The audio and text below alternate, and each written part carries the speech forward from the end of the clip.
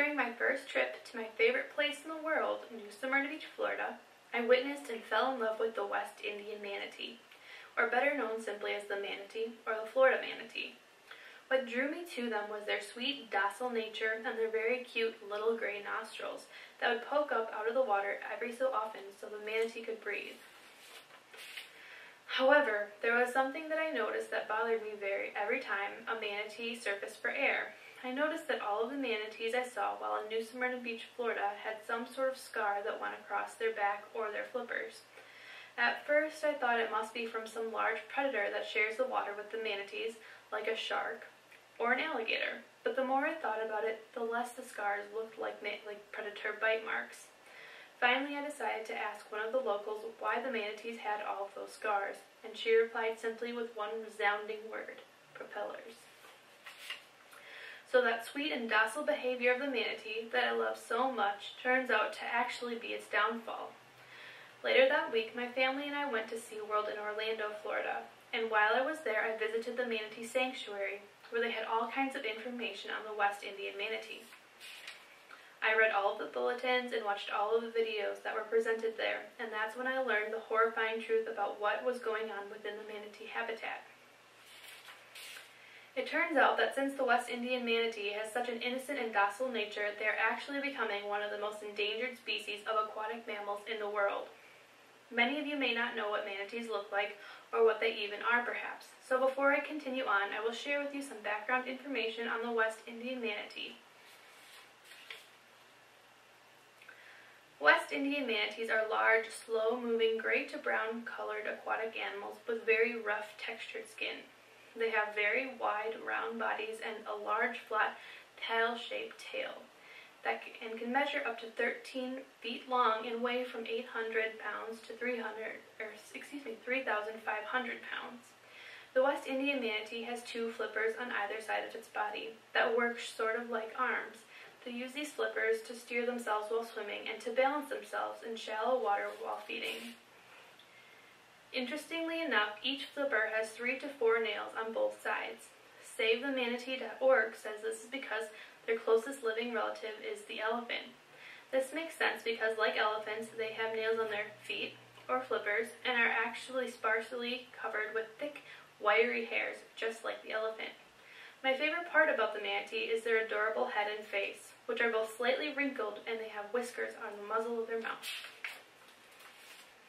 I learned from SaveTheManatee.org that the West Indian manatee prefers to live in the warm, shallow waters of slow-moving rivers, estuaries, bays, canals, and along the coasts of Florida, although they can sometimes be found up towards Georgia and Alabama as well.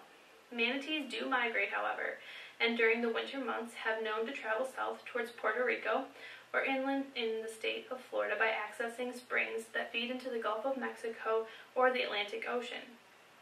During the summer, manatees will sometimes venture out into the Atlantic Ocean and follow the coast as far north as Massachusetts. As I mentioned, manatees are gentle and slow-moving animals. Most of their time is spent eating, resting, and traveling. Manatees are herbivores, and they eat a large variety of aquatic vegetation and floating plants. The majority of their diet consists of seagrass, which can be found in warm, shallow waters across Florida. The West Indian manatee can consume 10 to 15% of their body weight in vegetation on a daily basis, states marinebio.org. And since manatees are mammals, they must hold their breath underwater and can spend 3 to 5 minutes submerged beneath the surface. When manatees are using a great deal of energy, they may surface to breathe as often as every 30 seconds. And when resting, manatees have been known to stay submerged for up to 20 minutes. I found this information on SaveTheManatee.org as well.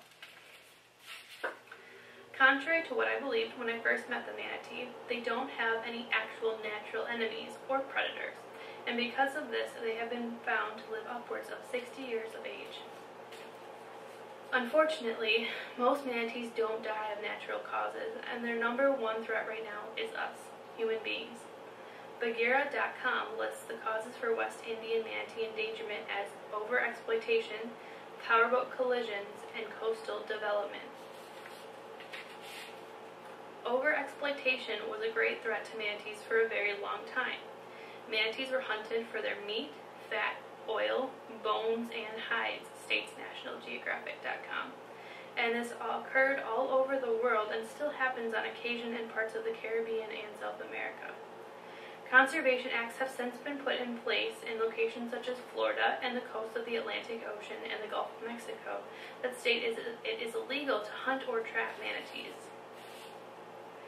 Today, the greatest threat to the West Indian manatee is the powerboat. Powerboats have large motors with fast-moving metal propellers that can easily slice open the skin of a manatee that happens to be in the path of a speeding boat.